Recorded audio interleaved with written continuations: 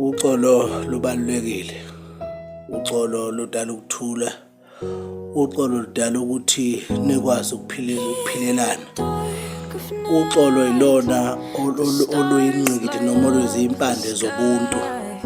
Ukuthi noma ngabe kuthiwa umuntu ukone kangakanani kodwa egcineni ukwazi ukudlula kulonto uphinde ukwazi ukuphilelana. Ngiyazi kubantu abaningi lonto iyinkinga futhi iyabashaya. Ukuthi abaningi umuntu uyashetha ukuthi ngimxolele kanti uyam-avoid uthi umxola kodwa akafuni ukumbona ukum-avoid umuntu lo. Kanti uxolo lubalulekile ngani na ngokuthi iy'celo esiy'celayo siy'cela kuNkulunkulu nasedlozini ukucela konke esikufisayo kodwa iy'mpendulo zethu ziza ngomunye umuntu.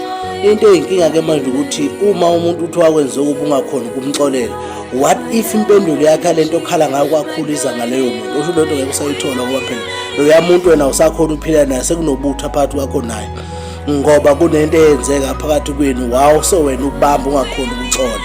Kanti ufuna wazi ukuthi uma ubamba ungadedeli enhlizweni into esuke ibuhlungu yenzakele uyilimaza wena ngoba impendulo efuna ifike ngeyakho. Loya muntu uzomfica nephile kahle ekhululekile wena ngapho usudliwa iqobu ngoba ufuna ukuxola. Uma umuntu umxolela mxolela uphile naye futhi ukwazi ukumenzela okuhle ukuze nikwazi ukuphila niqhubeke nephambili ngoba wazi impendulo yakho yalo mthandazo wakho ongakokhala ngawo ukuthi iza ngobani. Kuyenzeka abantu abaningi ufice ukuthi kunomthandazo umuntu lokho ekhale ngawo angaphenduleki kuwona.